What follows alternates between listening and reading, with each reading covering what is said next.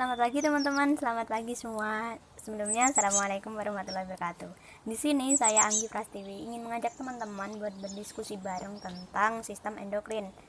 Agar kita bisa berdiskusi dengan baik dan juga menyeluruh, yuk kita sama-sama tonton video ini sampai habis supaya kita bisa dapat dari keseluruhan insight-nya. Bicara tentang kelenjar endokrin, alangkah lebih baiknya kita memulainya dari pengertian kelenjar endokrin itu sendiri. Sistem endokrin adalah sistem kontrol kelenjar tanpa saluran atau ductless yang menghasilkan hormon yang tersirkulasi di tubuh melalui aliran darah untuk memengaruhi metabolisme dan fisiologi organ tubuh lainnya. Kelenjar endokrin merupakan organ pensekresi hormon. Membicarakan tentang hormon, akan kita bahas dari pengertian hormon itu sendiri, yang mana hormon berasal dari bahasa Yunani yaitu hormein yang berarti memacu atau membangkitkan. Hormon adalah senyawa organik yang dihasilkan oleh kelenjar endokrin. Hormon adalah suatu zat kimia yang bertugas sebagai chemical messenger yang disekresikan oleh kelenjar endokrin dalam jumlah yang sangat kecil dan kemudian dibawa oleh darah menuju jaringan target untuk merangsang aktivitas biokimia dan juga fisiologi tertentu. Pengaruh hormon ini akan berjalan dengan lambat, kemudian durasinya juga lama, dan distribusinya juga lebih luas daripada sistem syaraf, karena hormon secara langsung mempengaruhi metabolisme sel. Nah, sebelum mempelajari tentang hormon ini lebih lanjut, kita harus tahu bahwa ternyata hormon ini diklasifikasikan menjadi beberapa berdasarkan faktor tertentu, yaitu berdasarkan senyawa kimia pembentuknya, kemudian berdasarkan sifat kelarutan molekul, kemudian berdasarkan lokasi reseptor hormon, dan yang terakhir berdasarkan sifat mediator intraseluler. Berdasarkan senyawa kimia pembentuknya, hormon ini digolongkan menjadi 4 golongan, yaitu golongan steroid, golongan eukasenoid, kemudian golongan derivat asam amino, dan yang terakhir golongan polipeptida. Contoh dari golongan steroid yaitu ada androgen, estrogen, dan juga adrenokortikoid. Kemudian golongan dari eukasenoid itu contohnya adalah hormon-hormon yang berasal dari asam arasidonat. Dan golongan hormon yang berasal dari derivat asam amino itu contohnya ada tiroid, katekolamin, epinefrin, dan juga tiroksin. Dan yang terakhir adalah hormon yang berasal dari golongan polipeptida, yaitu contohnya ada insulin, glukagon, GH, TSH, oksitosin, vasopressin, dan juga hormon yang dikeluarkan oleh mukosa usus. Kemudian selanjutnya adalah klasifikasi hormon berdasarkan sifat kelarutan molekul, yaitu dibedakan menjadi dua, lipofilik dan juga hidrofilik. Sedangkan berdasarkan lokasi reseptor hormon, dia dibedakan menjadi hormon yang berikatan dengan reseptor intraseluler dan juga hormon yang berikatan dengan reseptor ekstraseluler atau pada permukaan sel atau juga pada plasma membran. Dan yang terakhir adalah klasifikasi hormon berdasarkan sifat mediator intraseluler yang dibedakan menjadi beberapa kelompok second messenger, yaitu ada CAMP, CGMP, CA2+, fosfoinositol, dan juga lintasan kinase. Nah, kemudian apabila kita buat perbandingan antara sistem syaraf dan juga sistem hormon, maka kita akan menemukan beberapa persamaan dan juga perbedaan dari keduanya. Persamaan dari keduanya yaitu mereka sama-sama mengatur homeostatis pada tubuh. Kemudian juga mereka juga mensekresikan messenger kimiawi neurohormon. Sedangkan perbedaan dari keduanya pada sistem syaraf, respon berlangsung dengan cepat, kemudian sinyal dibawa via neuron. Kemudian sistem syaraf juga merespon rangsangan dari luar secara langsung, dan sinyal-sinyal yang dibawa berupa sinyal listrik. Kemudian pengaturan berlangsung dalam jangka yang cepat, contohnya adalah jantung, denyut jantung, kemudian kontraksi otot, dan juga gerak refleks. Sedangkan pada sistem hormon, respon akan berlangsung dengan lambat, kemudian hormon yang dibawa itu akan dialirkan melalui sirkulasi darah, kemudian hormon ini merespon rangsangan dari luar secara tidak langsung, dan sinyal-sinyal yang dibawa berupa sinyal kimia, dan juga pengaturan berlangsung dalam jangka waktu yang panjang. Contohnya adalah pengaturan perkembangan, pertumbuhan, metabolisme, dan juga reproduksi. Selanjutnya, apabila cara kerja dari sistem syaraf dan juga sistem hormon ini dibuat dalam bentuk grafik, maka akan kita temukan perbedaan yang signifikan. Sistem syaraf itu stimulus yang masuk akan diterima oleh reseptor dan kemudian akan dibawa oleh saraf sensorik menuju ke saraf pusat, dan kemudian saraf pusat akan memerintahkan saraf motorik ke efektor. Nah, sedangkan pada sistem hormon, stimulus akan merangsang kelenjar endokrin untuk menyekresikan hormon. Kemudian hormon ini akan diangkut oleh darah, dan kemudian hormon yang diangkut ini akan dialirkan menuju ke jaringan-jaringan tubuh. Contohnya adalah jantung, pembuluh darah, hati, dan juga organ kelamin. Ya, jadi setelah kita membicarakan tentang kelenjar endokrin dan cara kerja kelenjar endokrin itu, maka kita harus tahu bahwa ternyata kelenjar endokrin ini dibedakan menjadi beberapa macam. Yang pertama ada kelenjar hipofisa atau pituitari, kemudian tiroid, paratiroid, adrenal, pankreas, lambung, intestinum tenue, ovarium, testis, dan juga timus. Berikut ini adalah gambar dari kelenjar endokrin secara keseluruhan di dalam tubuh. Untuk lebih jelasnya akan kita bahas satu persatu di next part. Kita akan mulai dari kelenjar endokrin yang pertama, yaitu kelenjar hipofisa atau pituitari. Kelenjar hipofisa ini disebut juga master gland karena dapat menghasilkan hormon yang mampu merangsang kelenjar lain untuk menghasilkan hormon. Nah, kelenjar hipofisa ini terbagi menjadi 3 bagian utama, yaitu hipofisa anterior, medula, dan juga posterior. Pada gambar sebelah kanan bisa kita lihat bahwa kelenjar pituitari mampu mensekresikan hormon-hormon yang nantinya hormon tersebut akan merangsang kelenjar lain untuk mensekresikan hormon tertentu. Contohnya, pituitari mensekresikan FSH dan juga LH, yang kemudian FSH dan juga LH ini akan merangsang kelenjar gonad untuk menghasilkan hormon-hormon kelamin. Kemudian kita akan bahas satu persatu dari bagian-bagian hipofisa tersebut, mulai dari hipofisa anterior. Nah, hipofisa anterior ini ternyata dia mampu mensekresikan beberapa jenis hormon, yaitu yang pertama hormon pertumbuhan atau growth hormone atau GH. Kita sebut juga sebagai hormon somatotropin. Kemudian yang kedua, hormon tirotropik hormon. Nah, atau TSH. Yang mana TSH ini berfungsi untuk mempengaruhi kelenjar tiroid untuk menghasilkan tiroksin, liutironin, dan juga kalsitonin. Kemudian hormon yang ketiga yaitu ada adrenokortikotropic hormone atau ACTH, yang mana dia dikelompokkan menjadi glukokortikoid, mineralokortikoid, dan juga gonadokortikoid.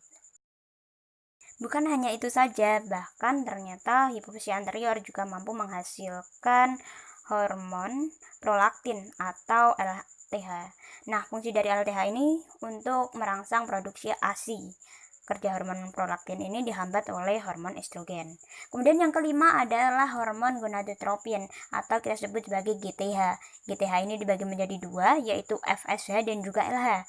Pada wanita, FSH berfungsi untuk mematangkan sel telur melalui oogenesis, sedangkan pada pria, FSH ini berfungsi untuk mematangkan spermatogonium melalui spermatogenesis. Sedangkan pada LH, pada wanita, dia berfungsi untuk menebalkan dinding rahim dan juga mempertahankan implantasi janin. Sedangkan pada pria, dia akan berfungsi untuk menghasilkan sel Leydig yang memproduksi hormon testosteron.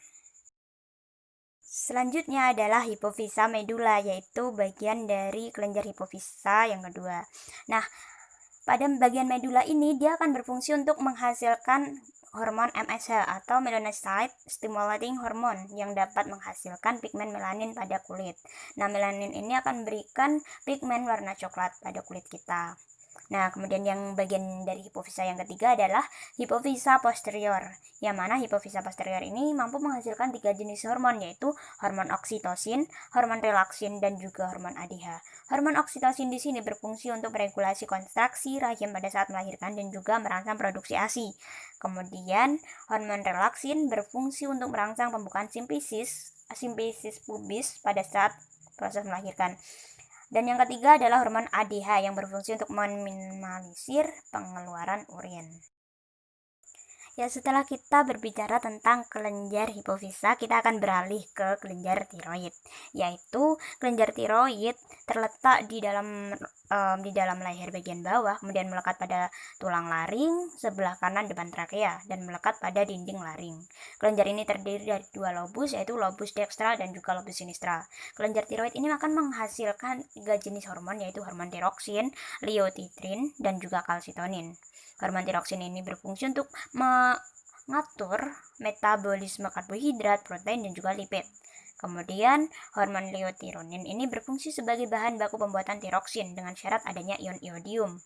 Dan yang terakhir adalah hormon kalsitonin, yaitu sebagai bahan baku produksi paratormon oleh kelenjar paratiroid, serta sebagai pengatur kadar kalsium di dalam darah. Ya, selanjutnya kita beralih ke kelenjar endokrin yang ketiga, yaitu kelenjar paratiroid. Kelenjar paratiroid ini terletak menempel pada selaput kelenjar tiroid sebanyak 2 pasang atau 4 buah di belakang lobus kelenjar tiroid. Kelenjar paratiroid ini menghasilkan paratormon. atau PTH, yang mana PTH ini memiliki fungsi mengatur kadar kalsium di dalam darah. Sekarang kita masuk ke kelenjar endokrin yang keempat, yaitu kelenjar adrenal. Kelenjar adrenal kita sebut juga sebagai kelenjar suprarenalis. Kelenjar adrenal ini memiliki bentuk topi yang menempel pada bagian atas ginjal. Kemudian pada setiap ginjal terdapat satu kelenjar suprarenalis yang terdiri dari korteks dan juga medula. Korteks dan juga medula memiliki fungsi yang berbeda tentunya. Pada bagian korteks, dia akan menghasilkan hormon-hormon jenis kortikoid. Sedangkan pada bagian medula, dia akan berfungsi menghasilkan hormon-hormon jenis adrenalin. Berbicara tentang kelenjar adrenal yang terdiri dari dua bagian, yaitu korteks dan medula, kita akan bahas satu persatu bagian tersebut. Pada korteks adrenal, dia mampu menghasilkan 3 jenis hormon, yaitu hormon glukokortikoid, mineralokortikoid atau aldosteron, dan juga gonadokortikoid. Yang ketiganya memiliki fungsi yang berbeda. Sedangkan pada bagian medula adrenal, dia berfungsi untuk mensekresikan hormon adrenalin dan juga epinefrin. Hormon adrenalin di sini berfungsi untuk memicu terjadinya dilatasi dan juga konstriksi pembuluh darah, yang mana hormon adrenalin ini juga berfungsi untuk meningkatkan kerja jantung dan menyempitkan pembuluh darah sehingga tekanan darah akan meningkat. Kita akan masuk ke kelenjar endokrin yang kelima, yaitu kelenjar pankreas. Kelenjar pankreas itu terletak di retroperitoneal dalam abdomen bagian atas, di depan vertebrae lumbalis 1 dan 2. Kepala pankreas ini terletak dekat kepala duodenum, sedangkan ekor pankreas memanjang sampai ke lien. Pankreas memiliki fungsi ganda, yaitu pada bagian asinus dia sebagai kelenjar eksokrin, sedangkan pada bagian pulau Langerhans sebagai kelenjar endokrin. Pankreas ini terdiri dari beberapa sel, yaitu sel alfa, beta, delta, dan juga pankreopeptida. Yang keempatnya ini memiliki fungsi yang berbeda. Sel alfa berfungsi untuk mensekresikan glukagon untuk mengatasi terjadinya kekurangan gula. Kemudian sel beta berfungsi untuk mensekresikan insulin melalui penguraian gula menjadi glikogen pada otot untuk mengatasi terjadinya kelebihan gula. Kemudian sel delta berfungsi untuk mensekresikan somatostatin, yang mana dia berfungsi untuk membantu kerja dari sel alfa dan juga sel beta. Dan yang terakhir adalah sel F atau pankreopeptida yang berfungsi untuk membantu proses pencernaan makanan, terutama pencernaan protein. Ya, sekarang kita beralih ke kelenjar endokrin yang keenam, yaitu lambung. Kelenjar lambung atau gaster. Kelenjar gaster ini berfungsi untuk menghasilkan gastrin yang akan merangsang produksi HCl atau asam klorida atau asam lambung lebih lazimnya. Berikutnya kita akan masuk ke kelenjar endokrin yang ketujuh, yaitu intestinum tenu. Intestinum tenu ini berfungsi untuk menghasilkan sekretin yang berfungsi untuk merangsang pankreas mensekresikan enzim dan hormon-hormonnya. Kemudian intestinum tenu ini juga berfungsi untuk menghasilkan kolesistekinin, yang mana dia berfungsi untuk merangsang hati mensekresikan getah-getah empedu. Ya, dari intestinum tenu kita beralih ke kelenjar endokrin yang ke-8, yaitu ovarium. Ovarium berfungsi untuk menghasilkan sel telur, kemudian hormon estrogen dan juga hormon progesteron. Hormon estrogen berfungsi untuk mematangkan sel telur dalam folikel melalui oogenesis, kemudian berfungsi juga untuk menebalkan dinding rahim sebagai persiapan pembuahan dan juga menstimuli pertemuan ovum dan juga sel sperma pada ovidak. Sedangkan progesteron berfungsi untuk mempertahankan ketebalan dinding rahim ketika implantasi dan juga berfungsi untuk menghambat pertemuan ovum dan juga sel sperma apabila telah melebihi kapasitas. Ya, setelah kita membahas tentang kelenjar ovarium, kita akan membahas tentang kelenjar testis. Testis akan menghasilkan sel sperma dan juga hormon testosteron. Setiap 3 tubulus seminiferus dalam testis ini mampu menghasilkan hormon testosteron. Hormon testosteron itu sendiri berfungsi untuk memengaruhi perkembangan ciri-ciri kelamin sekunder pada pria dan juga perilaku seksualnya. Ya, sekarang kita masuk ke kelenjar endokrin yang terakhir, yaitu kelenjar timus. Kelenjar timus ini terletak di dalam rongga mediastinum di belakang osternum, di dalam rongga toraks, kemudian kira-kira setinggi bifurkasi trakea yang memiliki warna kemerah-merahan dan terdiri dari 2 lobus, yaitu lobus dextra dan juga lobus sinistra. Kelenjar timus ini akan menghasilkan hormon timosin yang berfungsi untuk menjaga kekebalan tubuh manusia. Ya, jadi setelah kita membicarakan ke 10 kelenjar endokrin beserta hormon-hormon yang dihasilkannya, kita akan membahas tentang kelainan atau penyakit pada kelenjar endokrin itu sendiri. Nah, di sini ada beberapa penyakit yang sering terjadi pada kelenjar endokrin, yaitu yang pertama ada diabetes mellitus, kemudian penyakit Addison, sindrom Cushing, kodok nodular, dan juga ketidaktepatan jumlah produksi growth hormone atau GH. Kita akan bahas mulai dari diabetes mellitus. Diabetes mellitus terjadi apabila pankreas tidak dapat menghasilkan insulin yang cukup atau tubuh tidak dapat menggunakan insulin yang tersedia dengan optimal. Kemudian yang kedua, ada penyakit Addison yang ditandai dengan penurunan produksi kortisol dan juga aldosteron akibat kerusakan kelenjar adrenal. Dan yang ketiga, ada sindrom Cushing yang disebabkan oleh kelebihan hormon kortisol yang dihasilkan oleh kelenjar adrenal. Yang keempat, ada gondok nodular, yaitu peningkatan ukuran kelenjar tiroid akibat peningkatan kebutuhan hormon tiroksin. Nah, yang terakhir ada ketidaktepatan jumlah produksi growth hormone. Ketidaktepatan di sini bisa terjadi karena kelebihan atau kekurangan hormon GH itu sendiri. Nah, terjadinya kekurangan hormon GH ini dapat menyebabkan kekerdilan atau dwarfisme. Sedangkan apabila kelebihan, maka akan menyebabkan gigantisme atau pertumbuhan raksasa. Nah, apabila terjadi kelebihan hormon GH ketika memasuki usia dewasa, maka akan menyebabkan terjadinya akromegali. Teman-teman, akhirnya diskusi kita tentang kelenjar endokrin dan juga hormon-hormon yang dihasilkannya telah selesai. Nah, apabila teman-teman ada komentar, mungkin ada kesalahan saya dalam menyampaikan atau apapun itu, teman-teman bisa langsung chat di kolom komentar menyertakan sumber-sumber yang teman-teman dapatkan.